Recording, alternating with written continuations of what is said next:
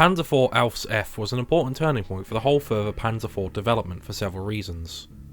Firstly, it reintroduced the single-piece front armour plate which would become standard on all subsequent Panzer IV tanks. Secondly, it was the last version to be equipped with a short-barrelled 7.5cm gun, after which the Germans decided to upgrade the vehicle with longer-barreled guns for better anti-tank penetration. The Panzer IV Ausf was also supplied to the Hungarians in an attempt to rebuild the armoured formations. Lastly, due to the large demands for more vehicles, the Panzer IV Ausf would also be produced by Vomag and Nibelungenwerke beside Krupp-Grusonwerke. Hello and welcome to another Tank Encyclopedia voiced article. I'm your host Blue Moon, and today I'll be covering the Panzerkampfwagen via Ausführung F, one of the most important models of the Panzer IV. If you like our videos and want to support us, please consider donating on Patreon or PayPal. All of the funds will be used to improve future Tank Encyclopedia content. Any help would be greatly appreciated. By the time the Panzer IV Ausf was entering production, some deficiencies were noted. The most noticeable was the relatively weak armour protection. While it was planned to provide the Ausf with 50mm thick frontal armour, this was not implemented by the time of production. When the Ausf entered production in April of 1941, it was possible to install a thicker, single-piece armour plates without the need for the two weaker armour plates, like it was initially implemented on the previous version.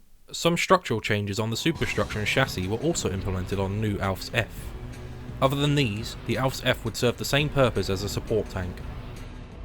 At the end of 1938, Inspektorat 6, the Inspectorate for Mechanization, issued a request for the production of 129 Panzer IV Ausf tanks, which were to be built by Krupp-Grusonwerke. The outbreak of the war in September of 1939 changed the initial production plans. Due to the great need of more modern Panzer IVs, the initial order was increased to 500 vehicles in November of 1939. In order to increase production speed, other manufacturers were included in the Panzer IV project. These include Vomag and Nibelungenwerke, both of which were to produce 100 new Panzer IV Ausf vehicles starting from June 1940. Due to the anticipated invasion of the Soviet Union, these production orders were once again changed to include 300 additional vehicles, which were to be assembled at Krupp-Grusonwerke. The Panzer IV Ausf production lasted from April of 1941 to February of 1942. By that time, Krupp-Grusonwerke managed to produce 393 tanks. Vomag made 65, and Nibelungenwerke was only able to produce 13 Panzer IV tanks. In total, some 471 Panzer IV Ausf plus the two chassis were built. The main reason why the production goal was not reached was the sudden decision to drop the use of the shorter gun and focus on the production of the longer 7.5cm gun. While the Panzer IV Ausf had the same engine as the previous version, it received a much shorter exhaust muffler. To its left, a small auxiliary engine muffler was added. The engine top cover was also completely redesigned, adding two large radiator ventilation grills. The hull received some minor modifications. One of these was the installation of armoured covers for the ventilation vents on the hull frontal brake access hatches. In order to increase operational range and to reduce the dependency on auxiliary fuel supply vehicles, after April of 1941, Panzer IV Ausf tanks, like all other Panzer IVs, were equipped with a tow hitch and fuel trailers. These were primarily used during the first year of the invasion of the Soviet Union, but proved to be more of a hindrance, and their use after that generally declined. The Panzer IV Ausf superstructure reintroduced a completely straight front superstructure armour plate. The use of a single plate made the front armour stronger structurally, but also made production somewhat easier. This was not new, as it had been used on the Ausf B and C versions, that had been discarded on the Ausf D and Ausf E versions. Other changes included the installation of a completely new and better machine gun ball mount, the Kugelblende 50. The driver visor port was also replaced with a slightly thicker Fahrgästeklappe 50 model. The turret design on the Ausf received new two-part side doors taken from the Panzer III Ausf E. The forward door had an observation port, while the second door had a small pistol port. The pistol and visor ports were also taken from the same Panzer III. The visor ports were 30mm thick and further protected by a 90mm armoured glass block.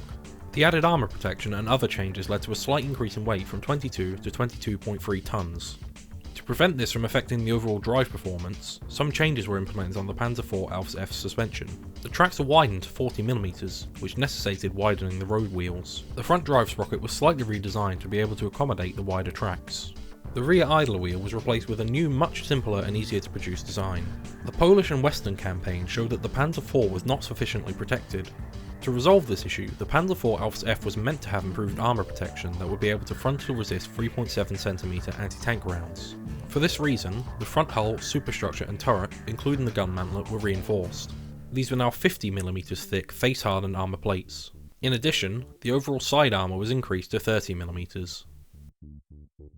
During production, some vehicles received side armour plates that were also face-hardened. The Panzer IV Ausf was also equipped with a smoke grenade rack system, the Nebelkerzen Abwurfvorrichtung.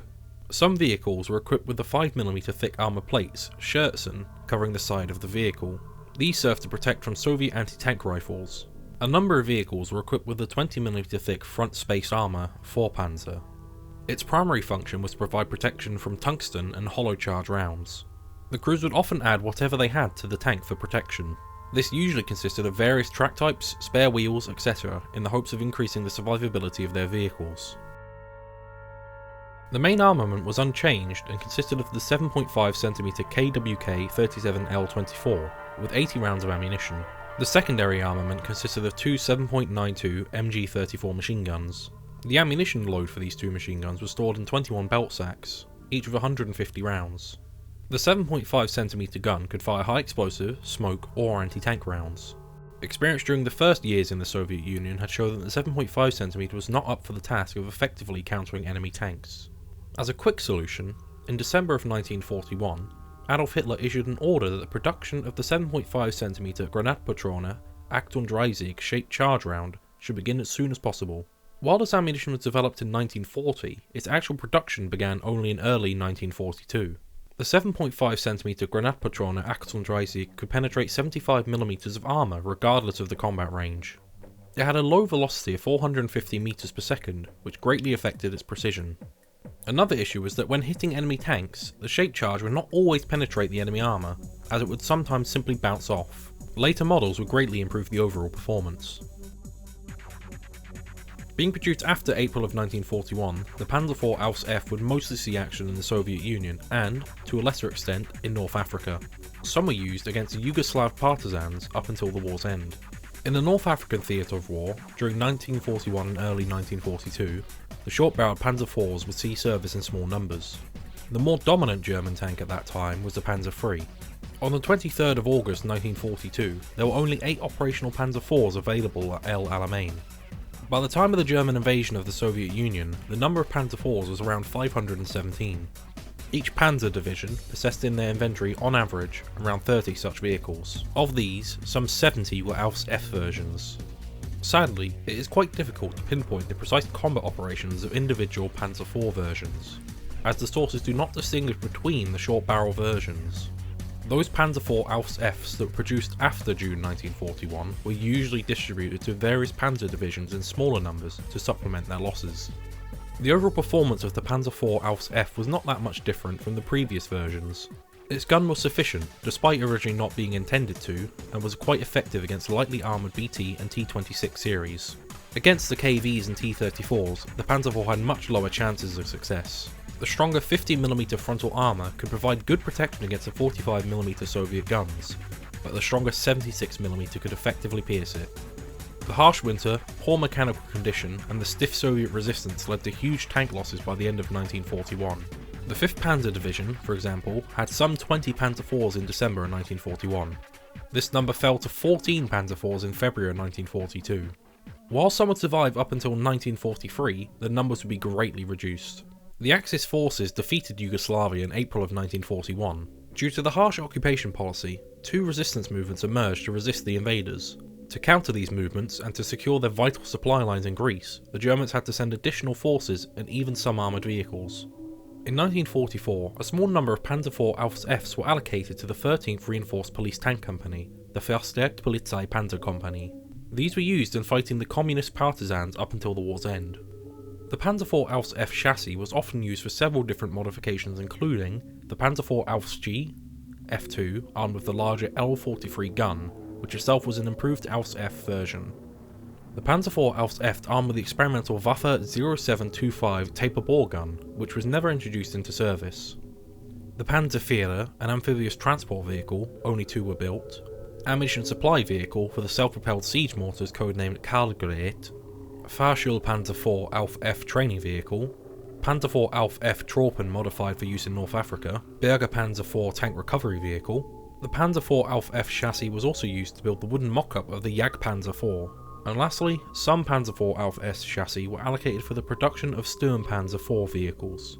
In order to help somewhat rebuild the shattered Hungarian forces that would be needed in the 1942 offensive toward the Caucasus, the Germans provided them with large quantities of armoured vehicles. These included some 22 Panzer IV Ausf Fs. Interestingly enough, the Soviets often managed to capture significant quantities of German military equipment that had been left abandoned. This included the Panzer IV Ausf F, some of which were put into service, possibly as training vehicles. Today, only one rebuilt Panzer IV Ausf F exists. It was a restoration project which included a Panzer IV Ausf F turret and a hull which was rebuilt using some original and some new parts. The vehicle is located at the Moscow Victory Park in Russia. The Panzer IV Ausf F was the last vehicle of the whole series to be equipped with a short 7.5cm gun. It had improved armour protection compared to its predecessors. While certainly not special in its overall performance, it had a more important role, being used as a base for newer versions which would implement stronger armour and armament. And that's it for this video. If you liked it, please leave a like and subscription. You can find more information relating to this vehicle in the full article which is linked in the description. If you like what we are doing and want to let us continue working on these videos, please consider donating on Patreon or PayPal. All of the funds will be allocated to improving our articles and videos for you. Until next time, keep us in your sights.